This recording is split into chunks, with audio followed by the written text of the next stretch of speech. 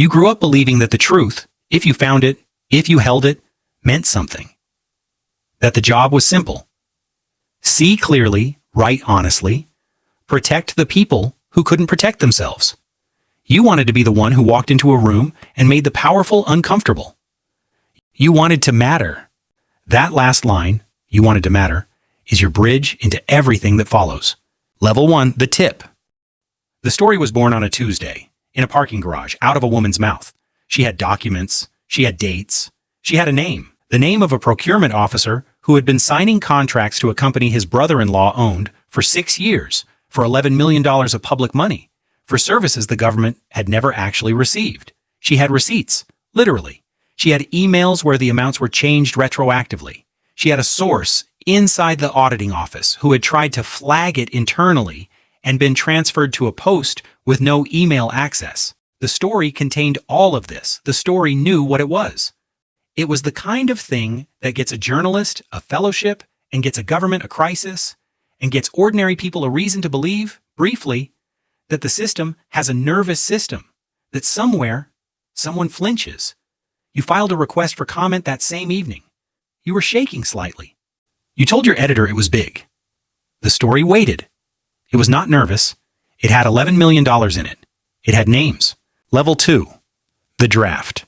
By Thursday, the story had a structure. Lead day, nut graph, the timeline, the documents, the source quotes, the company's non-response, the conclusion that named the procurement officer by his full name and his title and the dollar amount and the years. The story was 6,000 words. It had once contained a paragraph where the internal auditor, transferred, effectively silenced, described the moment she realized the paperwork was being backdated. She described it in the present tense, which was a strange grammatical choice that somehow made it more devastating. I am looking at a document, she had said, that did not exist 3 weeks ago. That paragraph was still in the draft. The story also had, at the time, a section on the company's other government contracts, 3 other ministries, 2 other procurement officers, a pattern that extended the story from one man's corruption into something structural, something systemic, something that would require to properly address, not a reshuffling, but a reckoning. That section was also still in the draft. You sent it to your editor at 11:47 p.m. You used the words ironclad in your message. You used the word airtight. The story agreed with your assessment. Level 3, the edit. The editor had concerns. The concerns were not about accuracy. The story was accurate. The concerns were not about sourcing. The sourcing was thorough. The concerns were, the editor used the phrase scope creep. The story was trying to do too much. The section on the other ministries, fascinating, yes, but it was a different story. Save it, file it separately. Focus. The story lost the systemic section on a Wednesday. It was still 5,000 words. It still had the name. It still had the auditor's quote. I am looking at a document that did not exist 3 weeks ago, and the timeline and the 11 million. Then legal read it. Legal's concern was the word fraudulent. Legal preferred irregular. Legal's concern was also the phrase deliberate backdating. Could the story demonstrate intent? The story could demonstrate outcome. Outcome is not intent. Legal preferred discrepancies in the documentation timeline. The story lost fraudulent, it lost deliberate, it lost backdated and gained in its place a construction so passive it had no subject at all. Documents whose timestamps appear inconsistent with the filing record. The auditor's quote, I am looking at a document that did not exist 3 weeks ago, survived this round. The story was still 4,200 words. It still had the name. It still had the dates. It still knew what it was. Level 4, the delay. The story was scheduled for the following Monday. On Friday, you received a call. You did not tell the story what was said on the call. The story inferred it from what came next, which was nothing. For 3 weeks, then 5 weeks, then 8. During the delay, the story sat in a folder on your desktop called Hold, Legal Review Ongoing. The folder also contained 17 other files. The story did not know what those other files were. It suspected they were other things that had been born in parking garages and were now waiting to find out if they were allowed to exist. The procurement officer during this period was promoted. The story noted this. The story had no mechanism for doing anything with this notation. It sat in the folder and it noted it and it was not published. You sent 3 emails to your editor asking about the timeline. Your editor said, soon. Your editor said, "We're being careful." Your editor, in the third email, did not respond. Level 5. The negotiation. The story never witnessed this part directly. What it knew was that after 9 weeks, a conversation happened, between whom, the story was not certain, though it knew the company's communications director had made contact, and that a different lawyer, not the publication's lawyer, had sent a letter, and that the letter had been discussed in a meeting the story was not present for, because the story was a document, not a person, and documents do not attend meetings. What the story knew is what it looked like afterward. The auditor's quote was gone.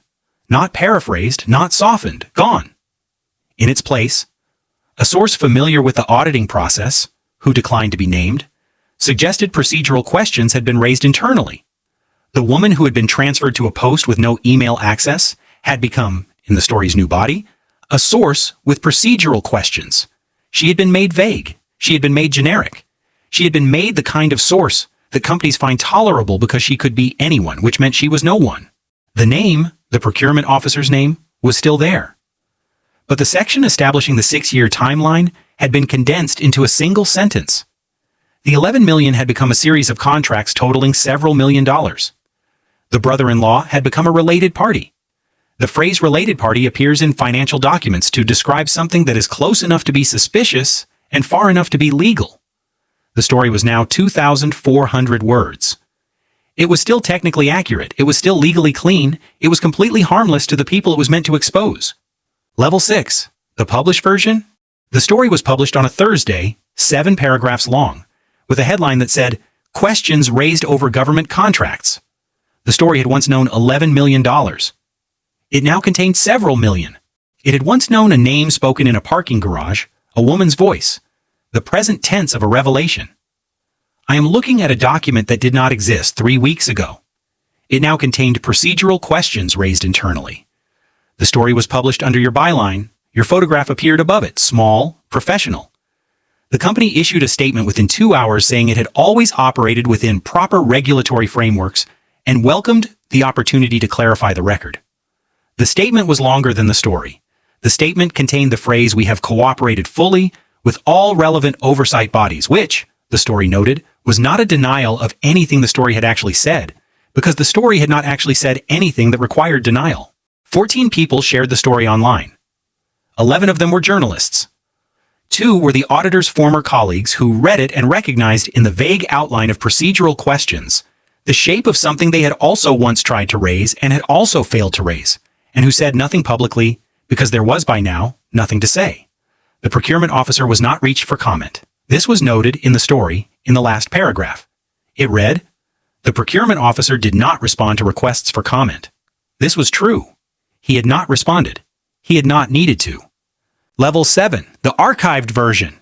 3 months later, the story was moved from the publication's front-facing site into the archive section, which required an extra click to reach, and which the site's algorithm no longer surfaced in searches for the company's name.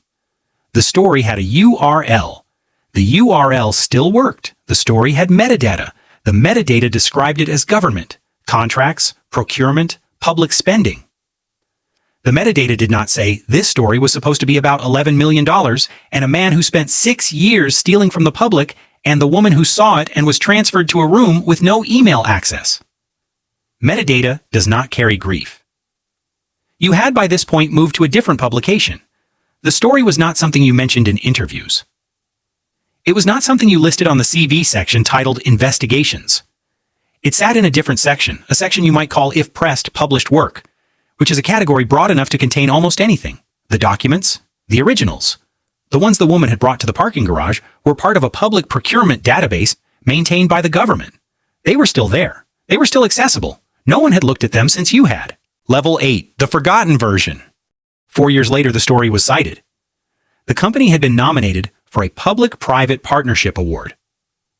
As part of the due diligence process, an independent assessor had been asked to review any adverse media coverage related to the company's government contracts. The assessor found the story. The assessor read it. The assessor wrote in their report, "One media article from Year raised procedural questions about documentation practices. The company responded promptly and transparently, and no regulatory action followed." This was accurate. No regulatory action had followed. The story had been written to cause regulatory action to follow. The story had known when it was full, when it was 6,000 words, and had a name and a timeline and a woman's voice in the present tense, that if it was read by the right people, it would be impossible to ignore. The story had been built to be impossible to ignore. The story was cited now as proof of the company's clean record. In the citation, the story's headline appeared, "Questions raised over government contracts." Below it, the assessor had written, "Resolved. No findings."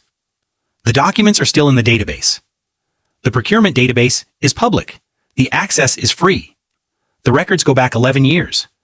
They contain, if you know how to read them, and it does not take long to learn how to read them, a 6-year pattern of contracts issued to a company owned by a related party, retroactively amended for services with no delivery confirmation, totaling, if you add them carefully, $11,340,000. The documents are not hidden. They are simply sitting there in the dark of a government server, entirely unread, waiting for someone to be the kind of journalist the story was written to expose, waiting for someone who will not be you.